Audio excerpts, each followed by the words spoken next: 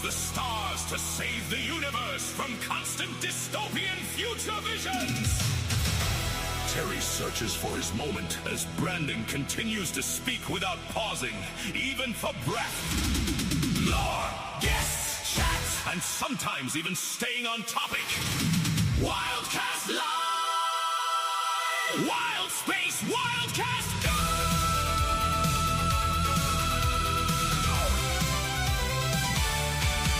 Across hyperspace rivers we ride tonight, through worlds of steel and neon light, exploring stories far and wide, with chaos always by our side. Wild Space Saga on YouTube, Wild Space Saga Live. Pirates, tanks, strange worlds collide.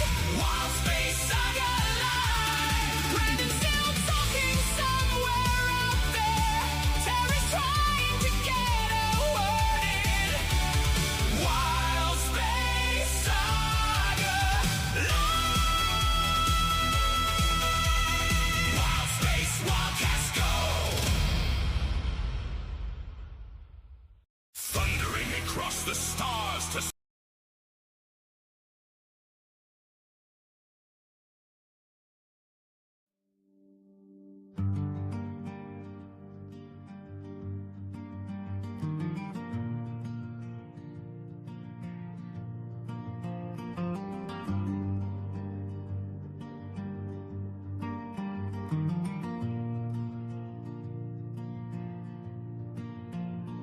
We lit the sky with arcs of steel, left old blue oceans far behind, carried the weight of all we were in data vaults and fragile minds.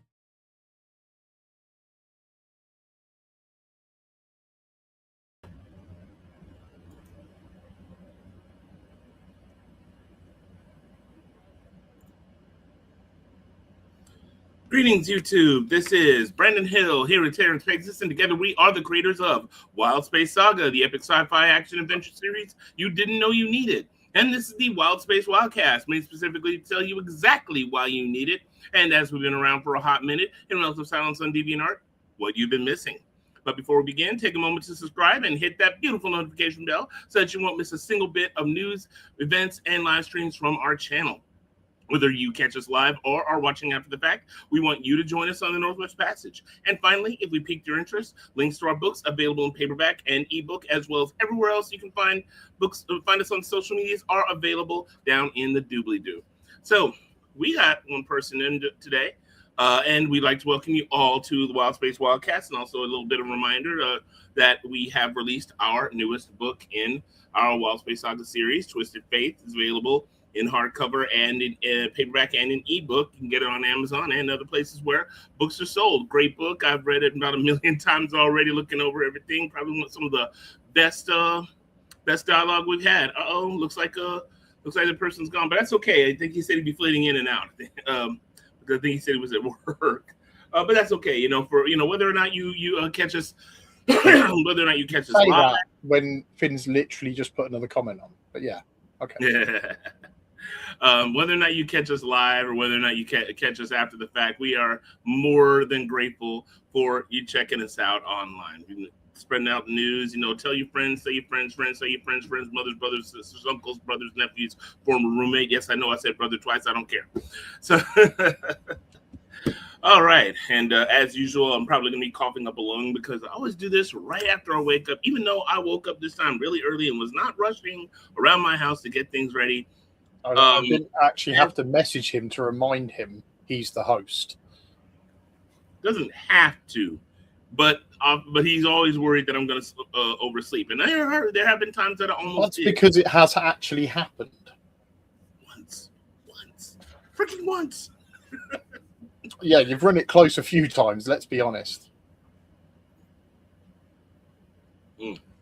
Yes, this is I true. like reminding him of this as well. It's fun. Yeah, he reminds me. He reminds me all the time. That is his trademark, taking the piss. All right, let me see. Wild Space Wildcast theme song kind of sounds like Ninja Sex Party. Funny you say. I've been listening to Dan Avidan for the last few days because this isn't like yeah, I guess maybe any promotion is free is good promotion for anybody, but I like listening to Legends of Evantris sometimes. For those of you who don't know what they are, they're a group that likes to do their own homebrew D&D campaigns, and they're a lot like Matt Mercer and his folks, doing their live role D&D-esque sessions on YouTube. And the last year they did a little thing called Crooked Moon, which was a campaign to release their own campaign, which was based on folk horror, and it got like really, really, really popular. It was put up on Kickstarter. I actually bought the thing myself. I supported them, and this year they're doing a sort of a sci-fi, an action adventure sci-fi-esque one called Neon Odyssey, which they had one of the most killer theme songs that they made for. But here was one of the coolest things. Their one of their stretch goals, but I think it was one of their final stretch goals. They reached like 15 million. Was that they would would have one of their books that have a campaign based on the Starlight Brigade. If anybody remembers that really awesome music video that was done by Dan of Ninja Sex Party and what's called TWRP. And if you haven't checked it out, go on YouTube, check it out. It is incredible, and it is real sci-fi based, and also has a lot of nods to really well-known stuff, especially like this cool thing they do in the video that looks like the cover for Dark of the Moon. So go check that out. Dan is actually an amazing singer. And Dark of the Moon was Transformers 3. You talk about Dark Side. Dark Side of the Moon, and Pink Floyd. Sorry, that movie's poisoned my brain. That movie is so terrible, and I guess I just can't ever just think of the name. The sad truth is they actually renamed it Dark of the Moon because it was going to be Dark Side of the Moon. Oh wait, Dark of the Moon wasn't the second one. That was Revenge of the Fallen. Sorry, Dark of the Moon was the third one. So no, yes. That wasn't the terrible one. Revenge of the Fallen is the one we do not speak of. Revenge of the Fallen is not as bad as people make out. Yes, it was. It's really not. We have The Last Night to thank for that. Hey, I like The Last Night, but Revenge of the Fallen, there was something there, but remember, it was affected by the writers' strike. Well, no, the effect was Michael Bay didn't want to wait, so they had a half script to work with, and you can tell the bits that were written and the bits that weren't. But literally, it's not as bad as people make out.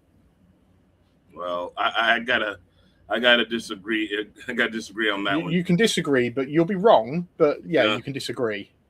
Sorry, the way I see it, when anyone disagrees with me, everybody's entitled to their wrong opinion. So. Well, like I said, there are two kinds of people in this world: those who know it's not as bad as it was, and those who are wrong. You see, this actually makes you what? Makes me wish that that you could keep up with me. Yeah, that Michael were here, because that really good. Michael what? It's a Transformers film, so it's not. There's no sci-fi to be had. The guy who was hanging out with us a couple of weeks. Yeah, ago. but there's no sci-fi to be had. It's Transformers. Transformers is sci-fi. What are you talking about? It's not, though, is it? It's big transforming robots. Alien robots from another planet. Yes. Who are at war with each other, bringing their war to Earth. Yes, but there is literally no science. There's literally no science in the way they transform or live or how they're living machines. It's literally just they exist. Okay, it's not hard sci-fi, but it is sci-fi. Because Star Trek's the same way. They got a lot of sci-fi stuff that's virtually impossible if you understand. Star Trek attempts science. Transformers does not. It just is. Dude, they had an episode where they tried to collide Earth with the sun. They made a device to try to collide Earth. Yes, they made a device. And did that device have any scientific explanation in the slightest? Tiebreaker: Transformers is sci-fi but very soft.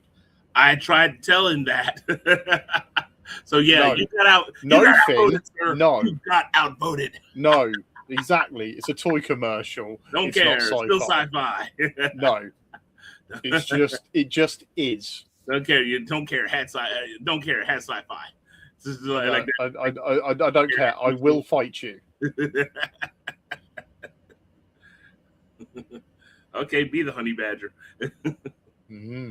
Well, actually, it's funny you say that because obviously I've got a McLaren shirt there, and Daniel Ricciardo used to drive for McLaren. He was known as the honey badger in F1. Yeah. Yeah, we see. Yeah, you got the UK Badgers. The UK Badgers are the kinds that invite you to the house and give you tea. We got American Badgers. They're huge. They're huge and horrible, and I've taken out 3 with my car unintentionally. Well, yeah, American Badgers take out your car. American Badgers will rip your manberries off. Okay. No, literally, it's been one of these things where I've been taking the back rows of a night, and I come around the corner and I've got no time to react. Boom. American Badgers were born needing to be put down from rabies. Well, you see, I wouldn't consider Warhammer 40k sci-fi either. It's literally fantasy, but in space, like Star Wars is. Yeah, but it's sci-fi fantasy. It's sci-fi fantasy. That's different. It's like that. If there's fantasy mixed in with your sci-fi, most people will automatically consider it fantasy. That's kind of like Star Wars, because even George Lucas says Star Wars is fantasy. It just happens to take place in a galactic civilization. Yeah, and I would agree. That's why I've always looked at Star Wars instead of like cars and motorbikes. They got spaceships. Yeah, I mean it's like a book series. Or bows and arrows. They got blasters. It's. One of my favorite book series has interstellar travel, has a interstellar civilization, even though it takes place in the distant future. It's basically got magic. The human race discovers these interstellar gateways that take them to distant parts of the galaxy and settling different worlds left over by an ancient civilization. But when they start activating these gates, all of a sudden people get born with the ability to use basically what is considered magic. The main character basically learns that there are these orbs that are the manifestations, physical manifestations of all the aspects of magic that are supposed to exist in our universe. And his quest is to gather these orbs, and basically it saves the human race from the effects of magic, which deteriorates your body. But also he has to go and bring them back to the parallel universe that they came from. So but he, in the process, he grows from this like timid, indecisive teenager to the most powerful sorcerer in the entire universe. And it is glorious character development. But what I'm saying is that it's... And the good thing is, Brandon has now told us enough that I don't need to read it. No, trust me, I ain't told you half the stuff about that happening. I mean, you believe it or not, we started at 9. It's actually 9 on Sunday night now. I'm thinking of a finger between 1 and 1. Anyway, so you all right? Yeah, I'm lovely. I mean, you might have noticed from today's name, Terry, top of the league. Woo. Yeah. The final. I really need to start reading those because you do change them every day.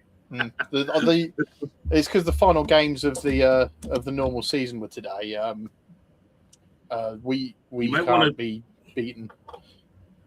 You might want to specify what season, because you do know the World Cup, I think, it started recently. Yeah, but also anyone who's a regular viewer here knows that I like rugby, and I actually have my team on my shirt.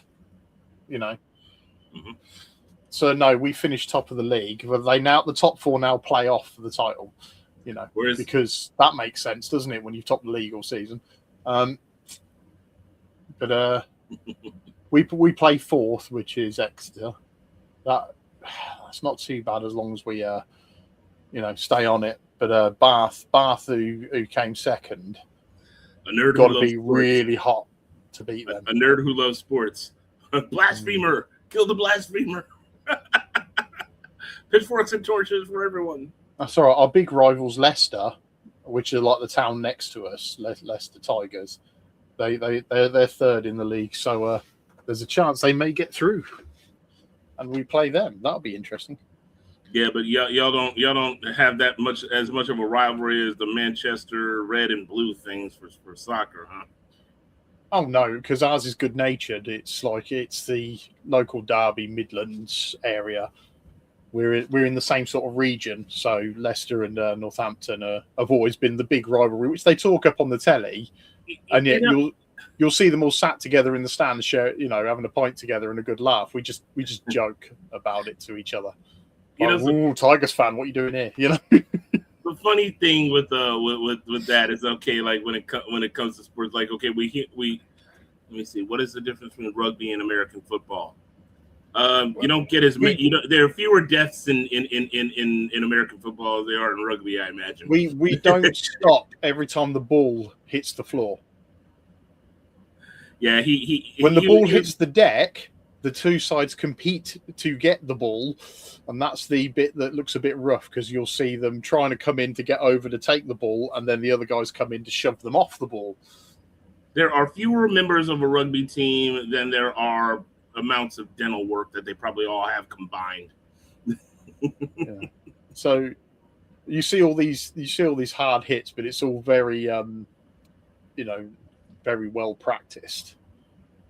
And it's actually a lot better now. It used to be pretty bad for head injuries. If somebody got a knock to the head, the doctor used to be like, "How many fingers am I holding up?" And if the guy said 7, they'd be, "All right, he's okay to play." Or they'd ask the player, "Are you all right?" Yeah. Meanwhile, he's wearing a black kit and he's gone to stand with the guys in the white kit. Who will go, "No, your team's over there, son." It's like maybe he needs to go off for a head injury assessment. He's gone and stood with the wrong side. No, they used to be really bad for it. Now, if there's a particularly big knock, they'll actually the gum shields actually flash if they've been hit, and they get taken off for a head injury assessment. But a lot of it is, it's a much sort of faster game in the sense, in that sense, and the competition for the ball. I think you guys can spear tackle, can't you? You can tip people over. You can't do that in rugby. You can't pop someone over like that. I was just thinking somebody gets hit in rugby and the doctors ask how many fingers are hold on. One of their team members is going to say he wouldn't know that anyway. Yeah, no, they actually have team doctors, but they also have an independent doctor in the stands who reviews footage of tackles and collisions, just in case, because a lot of people they want to stay on, they want to play, no matter how injured they are, and it's like, no, son, you've got to come off and be checked. And it's like a mandatory 10 minutes now as well, because it used to be, yeah, you're fine, get back on the field, but of course concussion takes a while to show. So now it's like you might be cleared after 2 minutes. You still got to wait another 8 minutes before you're allowed back on the pitch. Well, it's a good thing I can say about rugby rugby organizations in the UK is that at least they admit that concussions happen. We had this thing in American football scandal where the NFL was unwilling to admit that concussions happen. It's something that came to light, that there's been a link between some former players developing motor neurone disease and the head impacts they took during their career. So, quite unsurprisingly, the actual organisations had to say, we need to take head injuries seriously. Yep. So it's good as well, because the players, any player who goes, no, I'm fine, even with his arm pointing the wrong way. I can carry on. No, you can't, son. Get off. They're like, they're like Patrick from SpongeBob. I know, trust me, SpongeBob. I know a lot about head injuries. Yeah, no. Thankfully, player safety has been a major thing, but a lot of it without the pads, it looks rough. But as time's gone on and they've refined rugby, they've sort of made a lot of the really rough stuff illegal. So what you used to see back in the early 90s, where they would be raking their studs across each other, trying to get to the ball, clothesline each other, dumping each other on their heads, that's like all outlawed now. So there's a lot more technique to it. It's not just shoving your opponent off the ball as hard as you can. What's really funny, folks who are probably still paying attention because we start talking about sports. Oh, I know. But we often go off in a tangent of half the things we watch anyway. So, it's just something different this week, isn't it? Yeah, well, the thing is, like, one time Terry had come to Louisiana for MechaCon. This was, I want to say 2012. Okay, it was 2012. I was going to say that. And we were talking about football because we were in New Orleans and we couldn't help but talk about the Saints, even though it was the summertime and they were in the off season. So, no football, sad face. But me and one of my friends, we were big Saints fans, and he just started going on and like, how can you watch that? Because it just has everything just stops and starts, and starts. But that's just the nature of the beast when it comes to American football. But you explained how it works, and it's like, well, I understand that now. We did explain how. And because I understand how the game functions, I don't see it in the same way. What I just don't get is why there's endless timeouts, why you swap your entire team between plays, right? You have 15 guys on the pitch. In rugby union, there's 15 guys on the pitch and 8 substitutions. Well, because that can be brought on later. Well, in American football, what you got your kicking team, you got your defense and offensive teams, because they're going to play a certain different kind of game, and they're going to need different kinds of players. But your players can be trained to do that. Yeah, it's a game of specialization, and that's all your bloody games are like it. What? That's why they take forever to play. Yeah. My God, have the players who can do it all. That's how rugby works. But you go from offense to defense. If the other side steal the ball, you're the defending side. All of a sudden, your players have got to deal with it. Okay, but also that just leads me to one thing that's kind of funny. And bang my fist on the desk in indignation. Because this just makes me think of something funny. Because the World Cup, and that was like American sports networks and whatnot, they really hate broadcasting the World Cup, because for soccer, everything just kind of runs together. They don't have any time for any kind of moments to breathe, and so they can't put in commercial breaks. And the thing is that American sports networks thrive on commercial breaks because they need to do what you call promotions. And so for soccer, there's just no time to do it.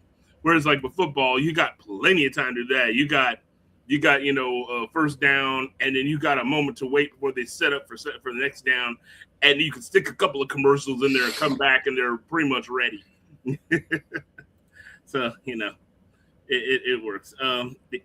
And yeah, Finn was asking about Parisius squares from Star Trek. Yeah, no, I just looked it up on Google, and it took me to Memory Alpha. Yeah, I was just trying to see what on earth it was all about. It's sort of like squash, but with targets. I'd say I never really looked it up. I know they mentioned it a couple of. I know they mentioned it a couple of times in Star Trek, and like one was because they showed them in uniforms. Never really explained it, but I remember they had that episode where Riker was kept on that planet by that kid who had that device that made like realities for him, and he was supposed to be Riker's son. And he was like, you were in the holodeck playing Parisius squares? That's not for kids. And so, because he had gotten injured, and it was just kind of funny. It's like, yeah, in the 24th century, they don't really. Well, okay, they do have soccer, but I mean, they don't have a lot of football. Yeah, they don't have others like American football or anything like that. Sports that were really well, they do have baseball. Then they do have soccer, but they also have a whole bunch of other weird sports that they came up with. Yeah, because they only sort of mention it in passing in things like Next Gen. And then they kind of expanded on it in other series, apparently. But yeah, I think they've just made it up as they went along. Yeah, pretty much. I mean, I think that was probably Gene Roddenberry's idea. Roddenberry was always kind of thinking stuff off the top of his head and putting it in the show just because, it sounds futuristic. Well, he was also thinking up like the IDIC symbol just so he could sell crap. Oh, the Vulcan ED symbol? Yeah. I mean, Yeah, that initially was for he had another idea of it, and the idea was then it'd be in the show and he could sell it. you know, I always like those little symbols. And besides, Possibly Finn. I just don't know what that is. what the Calvin ball? Yeah, Calvin ball. Isn't that from Calvin and Hobbes? probably. I don't know about that one. Sorry. Yeah, I mean, you want to start going into made up sports, you know. It should, but that does make me think. I mean, outside of Gestalt fights and Wild Space Saga, dude, I really do think we should kind of maybe talk about a couple of sports. You know, it just, you know, if you want to stick in rugby, you can. I mean, it's I don't have a problem with it. Well, one of the Shadowstar crew is Polynesian. Remember? Oh yeah, yeah. He's Samoan and Tongan descent, and they love their rugby. Yeah, Terry just recently, after the, based off of some of the artwork that we did, so we were fiddling around with, of course, ChatGPT like we like to do, and came up with a what you call it, a more realistic looking version of him. It looks really cool.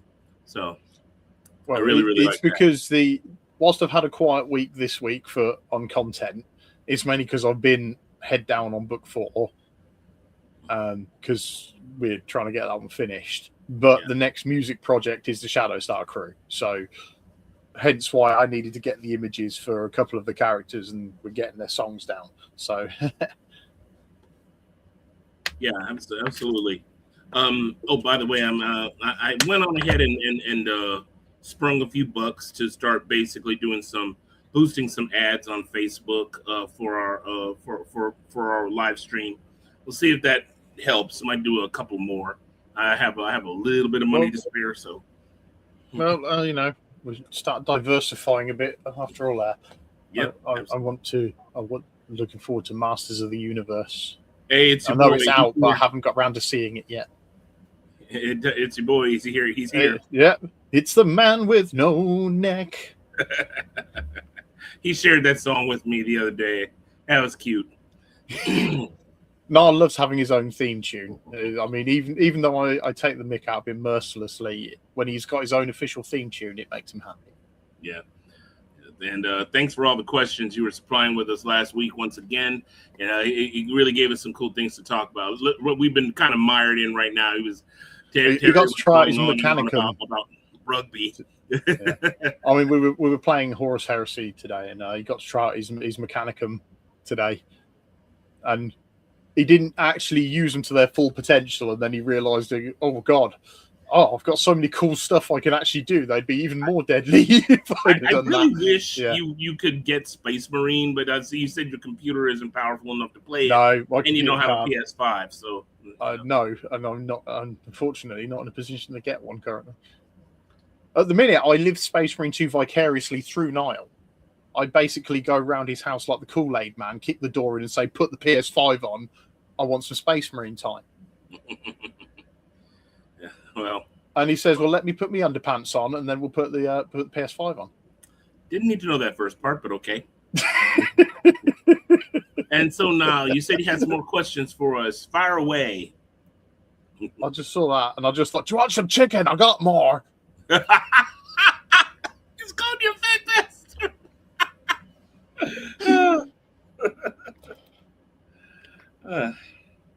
All right, so animals. Do they use cows, chickens, etc. in space? The new animals like type of. Oh, that's a good question. You see, in our on our DeviantArt, I actually occasionally do art pieces involving animals that you find on some of the planets in Wild Space Saga. I have several art pieces that the people really love those, and they start doing more. Yeah, it's just that I haven't been able to think up some really good stuff, but yeah. Those are what they've encountered on the new worlds. They will have brought some of the original livestock with them on the arcs. Because, again, colonies. They do have Earth animals. You would have brought cows, chickens, etc. with you as well, because you want livestock for your insta colony. Yeah, different planets will have varying types of livestock from Earth. Some survived better on other planets than some planets than others. You have, of course, the space hippie fleets that probably have the biggest variety of farm stock animals because they can perfectly simulate Earth conditions on those ships, the farming ships, and so they'll thrive. So you don't have to worry about another planet's environment or predators of that are native to that world eating them or diseases, that kind of stuff. They can protect them from that. But yeah, I mean, and also, of course, they find different creatures on those planets that humans have found edible, and so they often eat those. And some have even been transported to other worlds where they've to varying degrees of success. There's one particular creature called they simply called them ankle biters. They look like a lobster with a huge maw, but they're not that big. They're only about the size of a lobster, a smaller Crayfish, lobster. yeah. And no, not crawfish. Only get about like that big. Lobster, not a crawfish, a crayfish. Oh, we call them crawfish down here. So yeah, anyway. But there's also ones in Tasmania that are bloody huge. They're like that. Well, yeah, but I'm talking about like a regular sized lobster, a little bit bigger than like a. No, I'm talking about a crayfish that's like that. Well, no, the ankle biters don't get that big. They get about the size of my hand, or maybe a little bit bigger. And so your hands are massive. I mean, huh? Your hands are massive, though. Not really. I mean, they look it. They look it on camera. I mean, Nah, I once knew a guy when I was on the football team in high school that had huge ass hands. But anyway, so he So yeah, they're about the size of a normal human hand, and but the thing is, they call them ankle biters because they tend to swim into shallow waters and will bite your ankles if you're not careful. So you don't see where they are. On diseases, you mentioned, is there any new and wacky diseases? What's medical care look like? There is a particular type of, one thing I did mention is a particular type of a tick that lives on Zaid, and they call it a Pazuzu tick because these things will infect an animal and grow huge and actually override its nervous system and take over the animal, and that process actually mutates it to a larger and more feral form.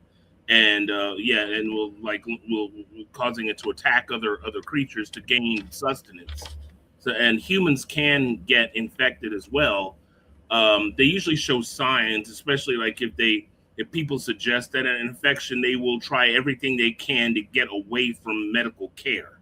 And when they do that, you realize, yeah, you got one of those things on you, and so there are treatments they can give you to get the dang thing off of you, but you have to do it before it's too late. A lot of the medical stuff is taken care of with nanites. Yep. But usually very specified ones. They're designed for the task they're done, and then obviously they will effectively die when they're done, so that you don't get the von Neumann machine problem and everyone getting turned to grey goo. Yeah, the way I like to think of it, though, is that everybody who's born in this society has at least like a basic set of nanites they've given at birth, just so that it can adapt well to certain planetary environments. But, maybe there are other sort of more specialized nanites they have to give you for certain more specialized conditions, that in case. But yeah, nanites have... Yeah, the characters like Artemis and Nemesis have got the extreme end of that, which the kind that makes them functionally immortal. Yeah. But most people's want to, basically, because you travel to separate worlds, that way you're less at risk of catching any wacky illness, as you say, that's indigenous to that world. Everyone's got a version of the cold, let's be honest. Yeah, I don't know. I kind of like to think that in this future they've licked the common cold. No, a cold will never die. Let's be honest. You'll always catch a cold from somewhere or something. Well, yeah. Well, the way that the cold virus is, that's the reason why we can't have a cure for it is simply because it's constantly mutating. It's undergoing its own evolutionary arms race constantly to stay ahead of any kind of vaccines we can make. So yeah. We see nanites are used extensively by the Sicarian drone commander. Oh yeah. I forgot. Yeah, the big drone is the drone commander. Yeah, that's the one that makes you grow a great big horn on the end of your nose.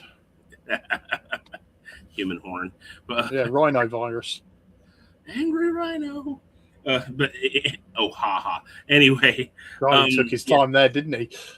Yeah, but the what you call the yeah, he was talking about in Drone Commander. It's a video game that's coming out soon, and that's how Finn and I met. Is that these 7 foot tall cat people that they're very very advanced technology, but they've been fleeing this predatory species that is basically wiping out other worlds, and I think Earth is supposed to be next. But yeah, I can imagine they would use nanites extensively, especially if you told me that the Sakari can can crossbreed with humans. I would think that that's something they would have to use some sort of genetic engineering for, and nanites might be involved in that. So, well, obviously you got the Imperium War that happened that set everyone back. No, sorry, no, but I'll ask you a question there. Yeah, there's obviously Zhao that we talk about is actually the moon of the original planet Zhao, which got destroyed, and so it sort of orbits a load of chunks. Also, there is a supernova remnant actually as well that causes more of an issue in hyperspace than it does in real space. Also, they were doing experiments with alien technology that they found. There are 2 planets, Dionysus Major and Dionysus Minor, that orbit around each other.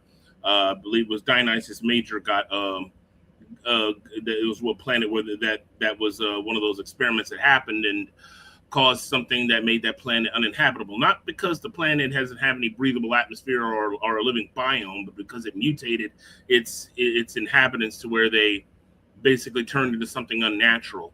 A similar thing happened on a distant planet that they know once housed an alien race called Hulsk. They have these things on that planet called Gorgon wraiths. Think of them like the phantoms from Final Fantasy, the spirits within. And so, yeah, we don't really know exactly what happened on that planet, but it's similar to something that they used on Dionysus Major. So, and yeah, nobody goes to Hulsk unless they have a death wish, even though they have massive deposits of valuable minerals, but those minerals are what those things turn you into. Yeah. Let me see. God names are always good for. There's a system in the Imperium. It's towards the far end. The star's called Minas, and it's surrounded by a huge debris field. And with the name Minas, there's only one route through, and it's called the Gap of Rohan. Yep. I forgot about that. Yeah, and there's 2 planets inside. One's called Ithil, and one is called Tirith. You don't go to Ithil because it's been infected by something nasty, and it now looks like a slick black orb from orbit. By the way, I'm planning to redo the map of the Wild Space Saga universe. Remind me to put those planets there. Because I'm going to have to do that.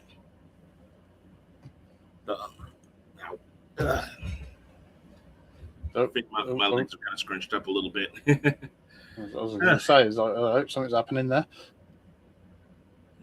But anyway, yeah, but you're saying the names that we give our planets are pretty good? I mean, well, yeah. I mean, yeah, it's because Nar likes God names for things because it suits his ego. On the universe, then, is there an awareness of what's beyond the map? Oh, I mean, people know that there are probably other worlds beyond the map, but because the hyperspace has a beacon, there's probably only so far you can go without running the risk of getting lost. So, literally, yeah. There is a character that's going to come in later on in the story. I actually have him designed. Just haven't put him in anything just yet. Though I actually was working on some stuff for much later, but that's more of a side story. Anyway, he does come from another world outside of known space, and it's actually going to be a key to them finding Earth. So there you go. Yeah. Terry, you might want to explain that for Finn about the beacon, because I think we have talked about it before. It's not so much a beacon as a stable route, because, well, it is and it isn't. The idea of hyperspace is it's a subspace mentioned below normal space, and it's affected differently by gravity. So you have streams of energy that flow in between the planets, everything like that. But where you have extreme gravity, whether that's neutron stars, pulsars, even the center of the galaxy, obviously black holes, it causes it then to eddy and swirl. So you end up with these effectively hyperspace weather is what I call it. The idea is when you drop in a hyperspace, you'll catch a stream that's taking you where you want to go. The more efficient your engine, the faster you can harness that stream. You've got a better sail effectively, so you can then travel in a short space of time within days. But sometimes you end up with the eddies and the disruptions traveling along the stream. So some days your journey, instead of taking 3 days, might take 4 because of this disruption to the stream itself. And a lot of the gravity wells appear like a shadow. So you'll have these dark patches. So imagine the center of the galaxy. In one direction, you've got literally like a sea of black. But what I said about this supernova remnant, there's like a huge... The way I describe it is, if anyone remembers the opening to The Dark Knight, where he's got the blue sort of fiery explosions, and then the bat symbol comes out of it. Well, this huge sort of bloom is from this supernova remnant that affects hyperspace as much as it does real, but it hangs around, so they kind of have to navigate around it. Because of all the sort of, say, the disruption and the unstable stuff, it gets worse around higher gravity things, and that's what caused the problems with the arcs. They didn't know what they were doing. They had an engine that basically accessed hyperspace but couldn't steer. So when they got hit by the storms and everything, it wrecked some ships, it damaged others, and they got flung all over the place. What they realised, though, once there was this stable bit, that's the bit nicknamed the Northwest Passage. Through that, they could then make a signal. And they said one world then contacted another. So they had a route between themselves. Once the third world came in, you've got that triangulation. You can then go, we can now navigate. As more worlds came in, you build the picture, and you like anything, you've got a map. You've got a map of the stable routes to get between and where the disruption is. Like I said, like the supernova remnants, where we have a pulsar, we have a black hole that's within all this area as well, because that's part of one of the other stories. So they know that they have to navigate around these things and account for any of the disruptions and the eddies that get in the hyperspace streams that are caused by these things. But at least with your network of planets, you can see what the hyperspace is doing at any given time and know the best route. Well, that answers your questions. Kind of like warp travel in 40K. Well, yeah, if you're talking about the Emperor having the Astronomicon. Yeah, there isn't a beacon like that. That's what I say. Brandon kind of misspoke a little bit with that, but it's because they've got a network. They can then drop beacons in, so they know bits and navigate through that and monitor what hyperspace is doing. So you get the travel forecast, like if you know the shipping forecast in Britain, the famous shipping forecast on Radio 4 that tells you what's happening in different points around the British Isles. So the fishermen and that know when it's best to go out, what the weather's going to be doing. Yeah, that's the best way to describe it now. Yeah, there is but there isn't an Astronomicon as such. That reminds me of it makes me think of Margaret Weiss and Tracy Hickman's. Unfortunately, they never finished the series. It was called what was the Star Shield series. It was sort of a mix of sci-fi and fantasy, and then like the whole deal about Star Shield is that the laws of physics don't work the same in every sector of the galaxy. You have some sectors of the galaxy where you have certain types of physical science works and maybe certain types of magic, whereas another part maybe only magic and only certain types of it work, and this one only science works and only certain types of science, and it's all called quantum fields.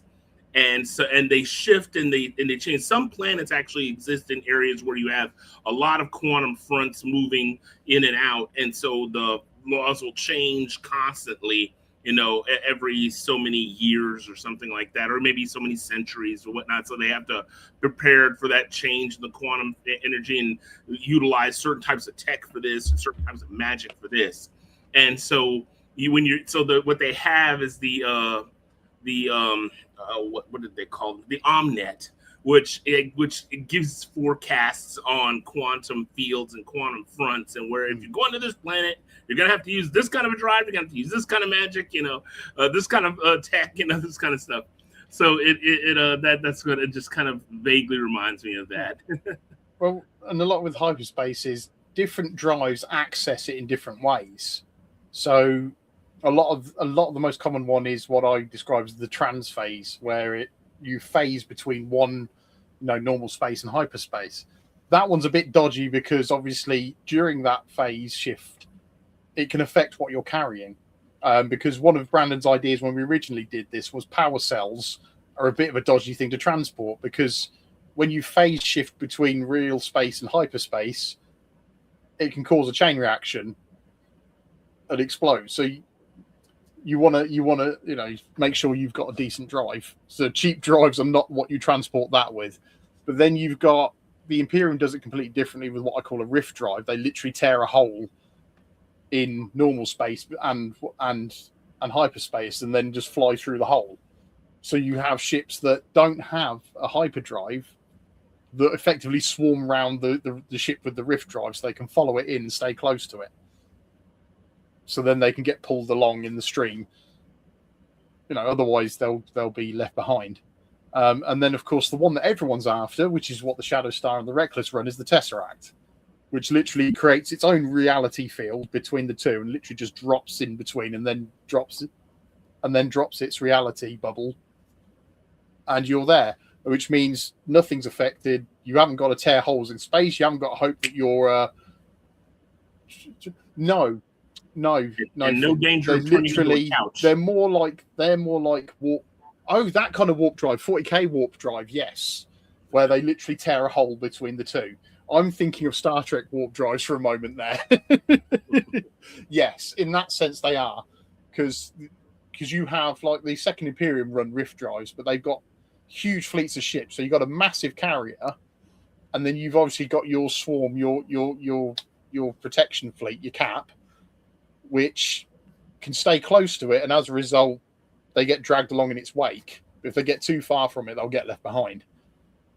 But yeah, you can then transport a large amount of ships, a big fleet in a through that rifting. It's just, of course, those rifts are a bit dangerous as well, because if they close too soon, it'll cut your ship in half. Fortunately, none of the dangers involve turning into a couch. No, we don't have improbability drives now. But yeah, then, like I say, the Tesseract one is the one you want literally because it just forms that reality bubble between the two. You pass through safely, and then you collapse the bubble, and you're safely in the other dimension of space. Yeah, so a little bit like a TARDIS. Brandon's thinking, I don't remember you telling me about this. I've worked on it for 20 years, Brandon. Hey, you told me about this.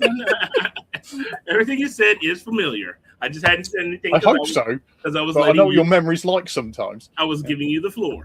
I know. He was itching to talk when he's like, oh my God. Is this what it's like to be Terry? The only thing I was itching to say was the thing about the couch, because it's like, oh my God, now I know what it's like to be Terry. But hey, when you were doing that, you're like, I know what it's like to be Brandon. Well, no, because I actually stayed on topic. Touche. Though you will be punished later. Got to get up very early in the morning to catch me, Father. Very early in the morning. But yeah, so as you can see, interstellar travel is a bit of a complex thing for Wild Space Saga.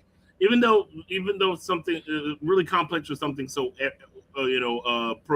think the word is prosaic, ordinary, everyday things. So, but it has its dangers. I mean, like in the first Wild Space Saga book, we had the Tesseract drive of the Reckless wasn't quite working properly because it hadn't finished, making sure, running it through all the checks. And Zerx was just like, we need to get out of here. We need to get out of here. Someone's after me. And so they're like, well, we don't have everything finished yet. Don't care. Do it. And well, they ended up almost falling into a pulsar because of it.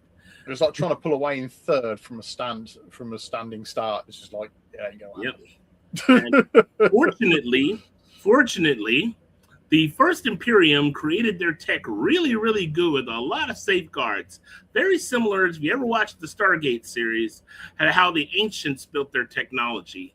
They made it basically idiot-proof. Like, really, really idiot-proof. Unfortunately, Zerx and his crew got hold of it. Yeah. Well, he just has bad luck. He's not so much an idiot. He's just got the worst luck in the galaxy. They factored in just about any way it could be misused or do something stupid that might get you stuck, and had a protocol in there to unstick it automatically.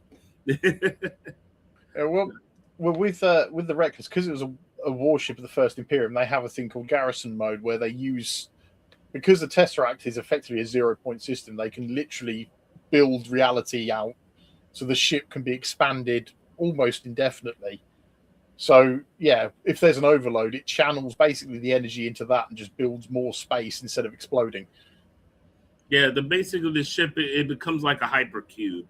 So, and the cool thing about, and in the second book, we use garrison mode to a pretty cool effect because they use it to trap a tertiary.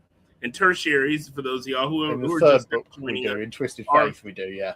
Are humans not the second book? Are humans that are born from unions between humans that have either been intimate with Felians or Felian half-breeds and humans, and they all have extremely powerful psionic abilities. So containing those ones who go wrong, well, that's usually something that's kind of outside of human technology, or so they thought. Fortunately, the First Imperium had the garrison mode on board the ships. You just basically make an infinite space for them. And they could wreck shop all they want. There's always going to be room for more.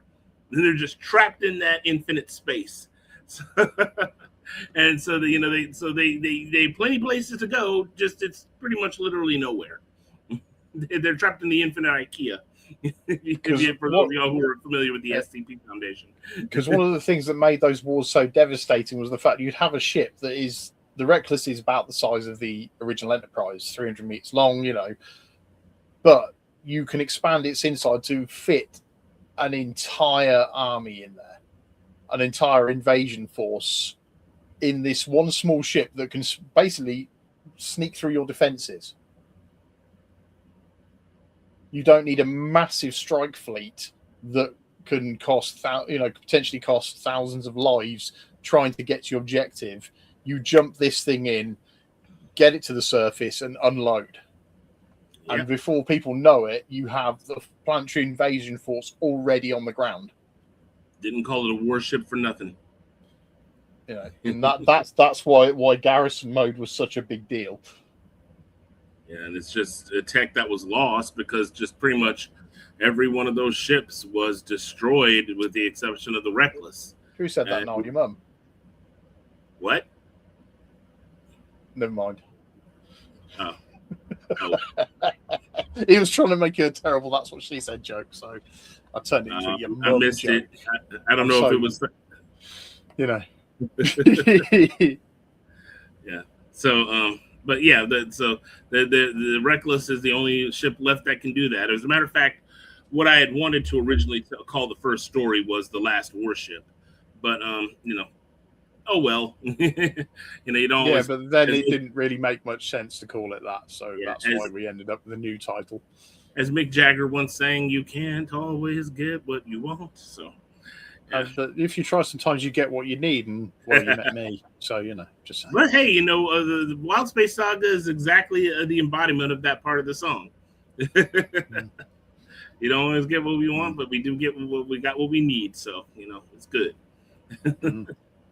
But yeah, the ships are some pretty cool things. Well, let me see. Yes. There'll be a bigger ship out there, not yet. But don't we have the Bellerophon? It's actually the pirate clans have Bellerophon, which was what they dubbed an infinite class at the time. It's like a 4-kilometer long monstrous planet killer, which does have the same Tesseract drive system, but it's not active. And obviously, because they don't know how to restart them, at least not yet, at the minute it's running on its massive fusion core, and it has a huge fusion core, so it's got almost infinite power there anyway.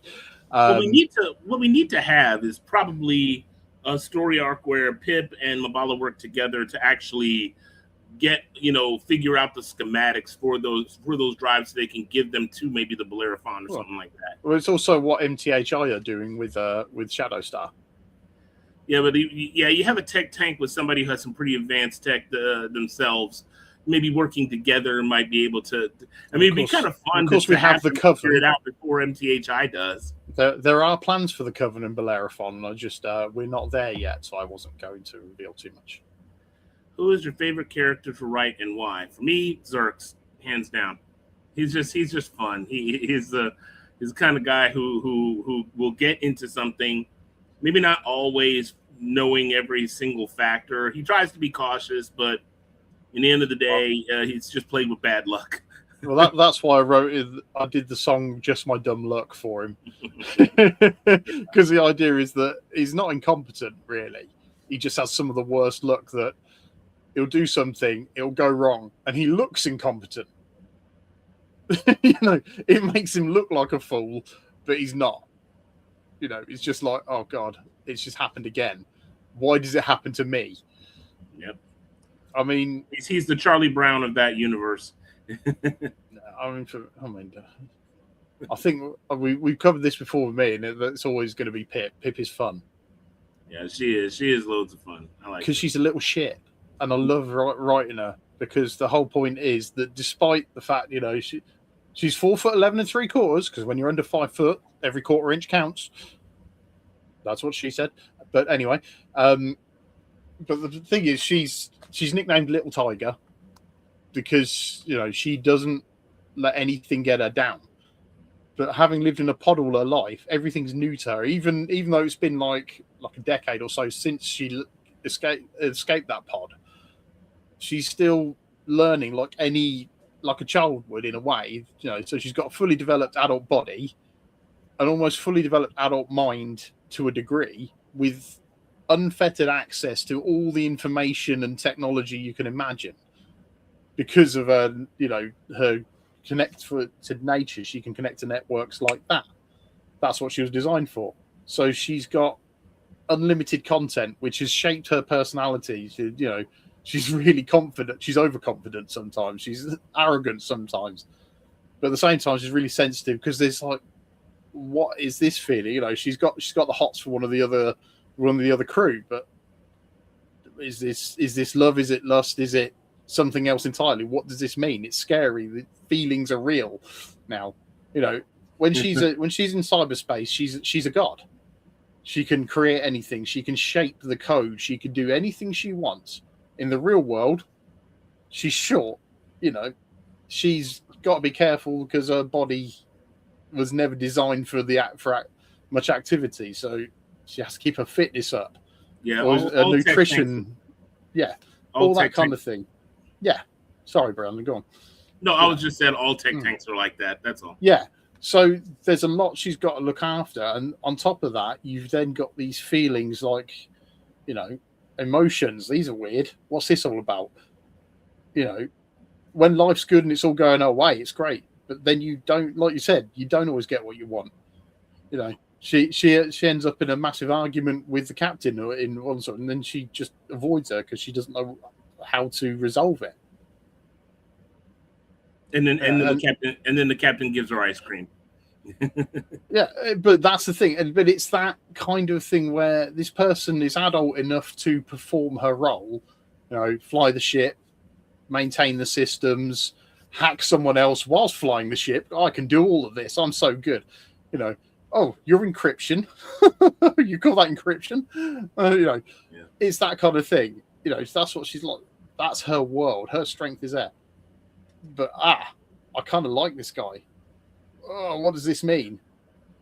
Why am I getting warm in the face around him? Why do I clam up? And it's just fun doing that dichotomy all of the time with her, At least she's you said she doesn't understand if it's love or lust. At least she doesn't go full Anna from Shimoneta. For those of you who don't know about that, look it up. You're probably going to regret it. Don't know the difference between love and lust, but yeah. But she doesn't respond to pain like a normal person. I was discussing with you recently, wasn't it?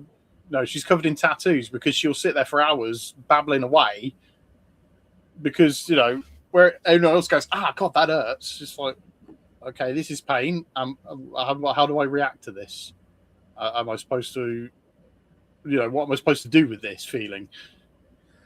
Okay, well, we got to go ahead and end it on that, ladies and gentlemen. Sorry for the abrupt halt, because every other week we do this. 1 week I'm off, the other week I have to go to work. And so this happens to be the week I have to go to work. So we're going to have to go ahead and put a cork in it. We're done today. But we like to give a big thanks to those who came and watched us, all three of you. But hey, that's okay. It's better than no one. And we had a great time. One thing, Brandon, though, I do have to say is you forgot to put a song in the background. You did the theme tune, and then you forgot to put a nice sneak preview of a new song. Well, we'll cross that bridge for the next time. And next time we'll probably have a whole lot more time to go overtime. I know. But so for now, it is the end of our. I do like to treat people with upcoming stuff. We'll definitely be doing that. Just remind me. And I do like derailing him trying to end the stream. It's fun. Yeah, but it's not a good idea to derail it on a day that I gotta go to work. No, we've got 30 seconds left anyway. Don't worry. But anyway, as I was saying, but thank you guys for joining us, and for those of you who will be watching us after the fact, we do thank you for watching us. We'd like to just, as always, please comment, rate, subscribe, smash the like button, all that good stuff. If you're looking to check out our books, we have the links to our books and our social medias and everything down in the doobly-doo. Check us out. Have any questions, do not hesitate to ask us in the comment section. Have any comments, any snide remarks, do not hesitate to give them to us in the comment section. Just please be civil. If you liked our books, we really hope that you'll write a review of it, even if you didn't like it. But so once again, guys, thank you for joining us, and we hope that you'll see us again on the Northwest Passage. This is, of course, until next time, it's Brandon Hill, and with Terry, the top of the league. Woo! Yeah, thank you. Top of the league. Woo! Yeah. Thank you for joining Saracens us. didn't make the playoffs again. And Saracens is the team everyone hates, just so you know. And until next time, guys, thank you very much for joining us, and we hope you will stay lucky and stay blessed. Take care.